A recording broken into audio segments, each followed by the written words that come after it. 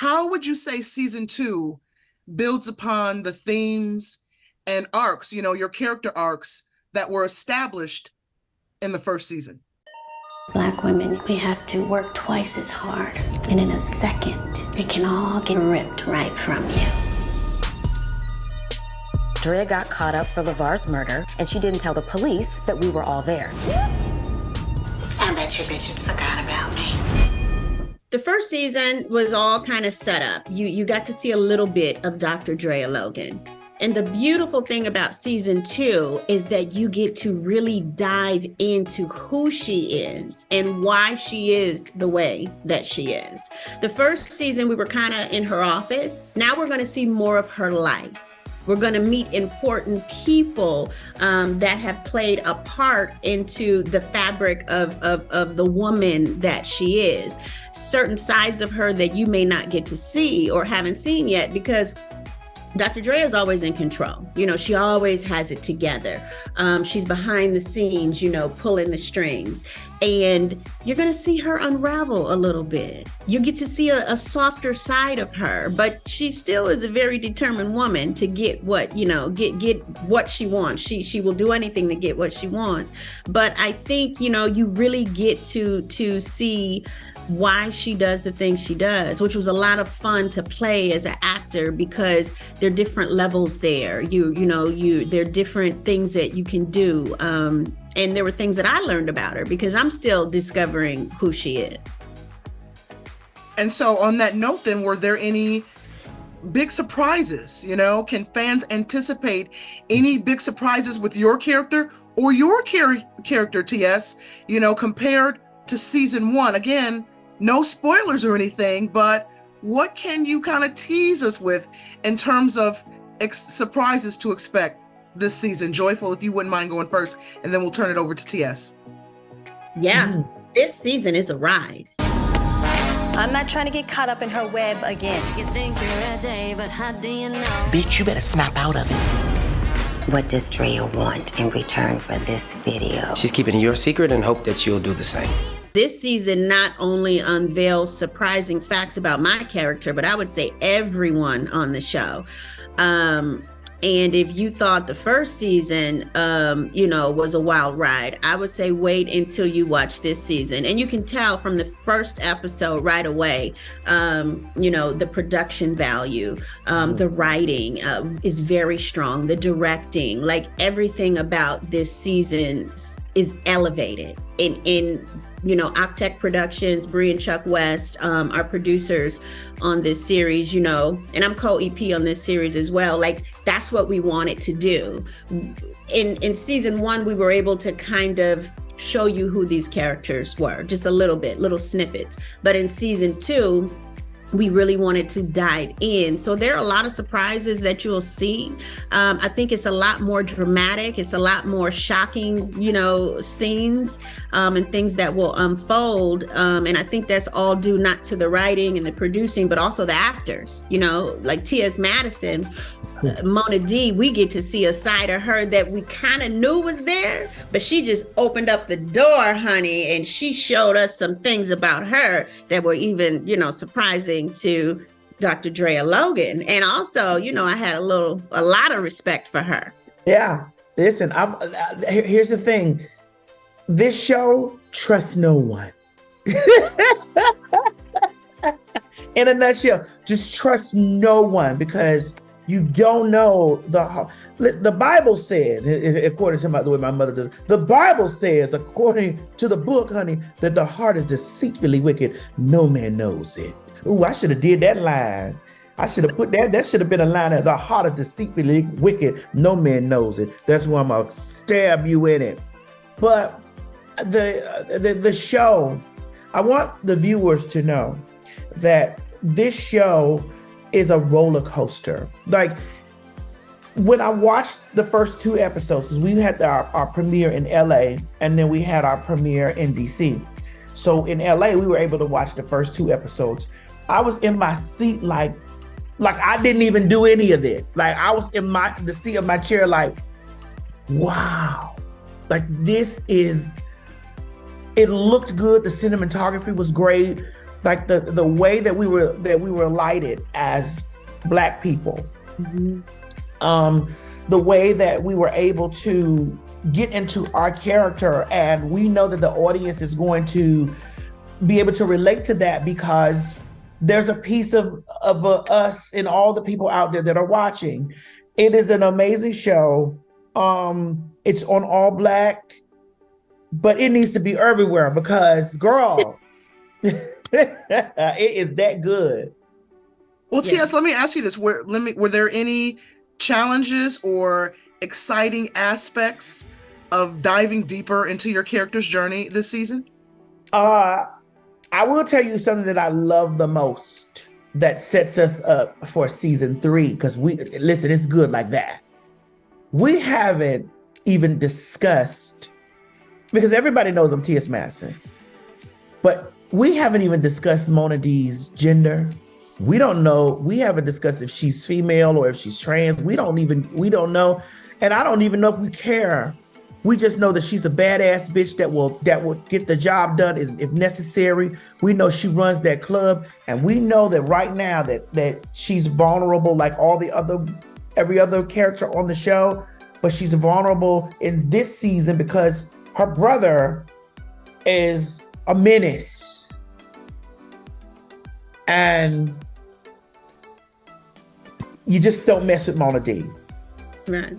And Mona D, as Bree West, our showrunner, said, Mona D's a bad mamma jamma. You know what I mean? So from me, Dr. Logan, to recognize that in Mona D, there's this level of respect. Yeah. And there also is, this level of, okay, like what can we do together? Or do I need to watch out for you? And I just feel like it will be interesting in season 3 when we can discuss more and pull back the layers on who Mona D is and how she became, Mona D. But her performance is so stellar that you just sit back and you just respect all that.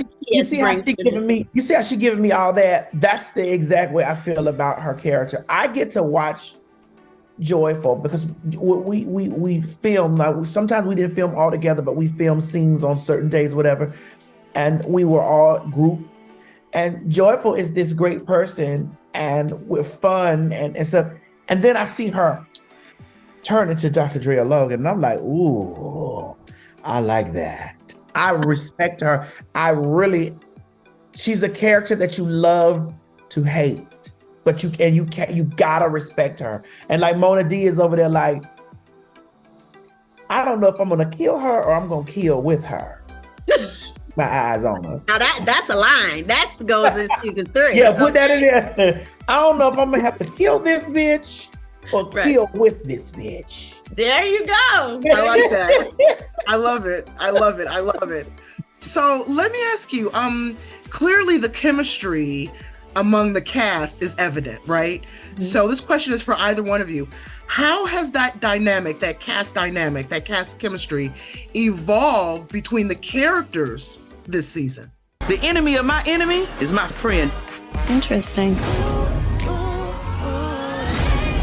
First of all, we love each other offset, so that always helps. When you really like each other and you love one another, it really helps with your on-screen chemistry.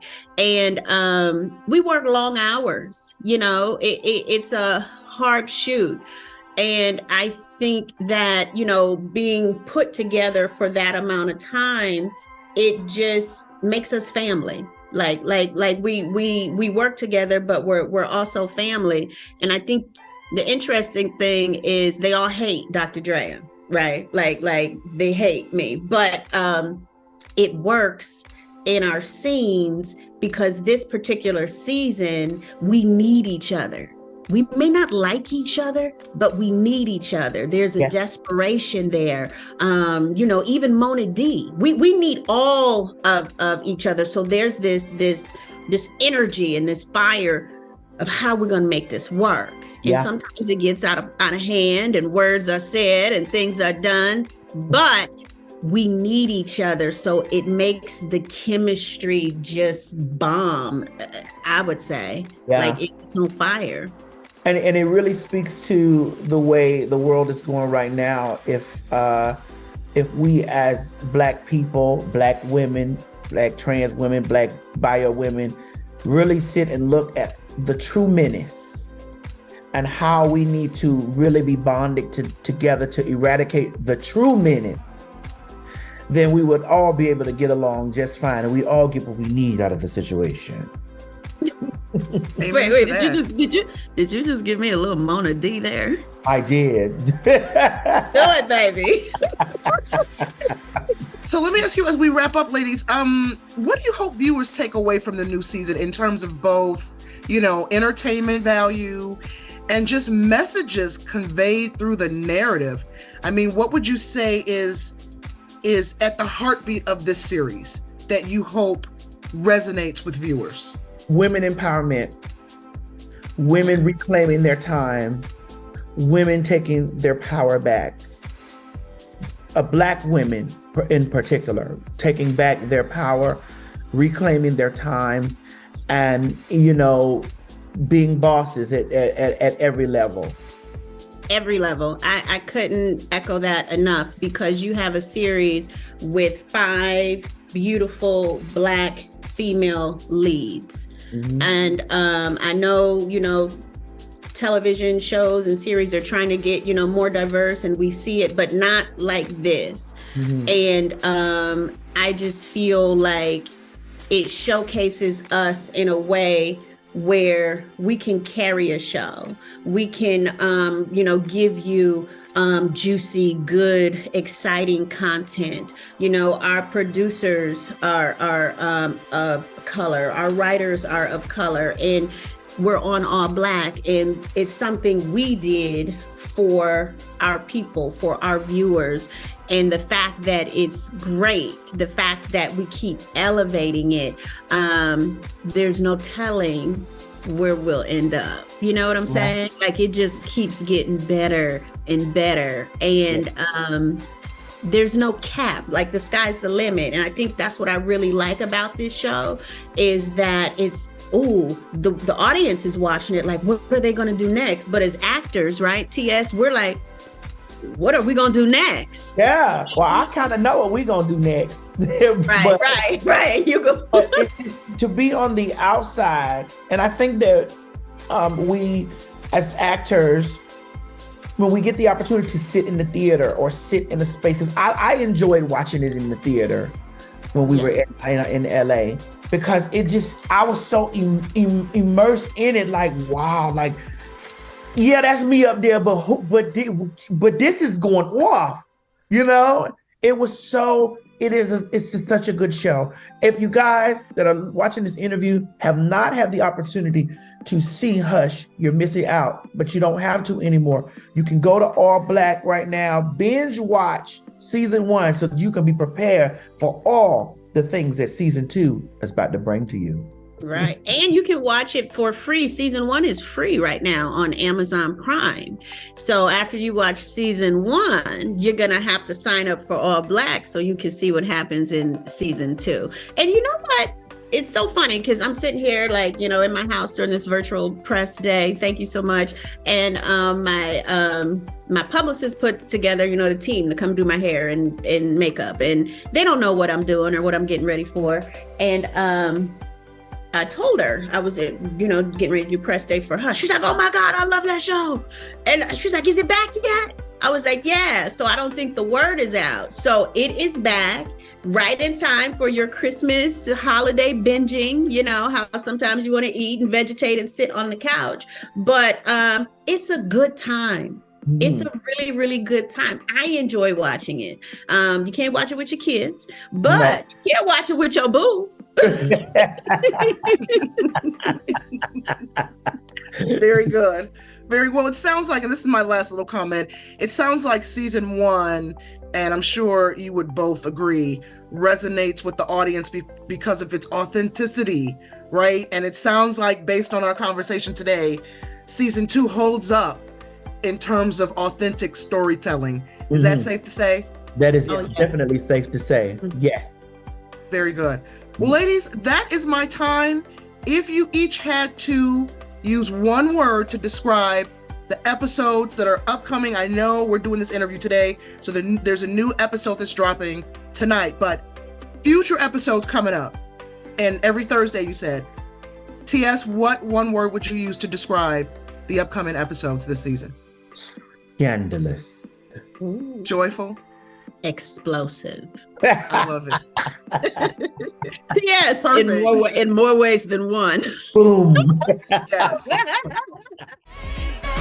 You are a queen, and it's time for you to shine, baby, shine. You are going to be so famous or infamous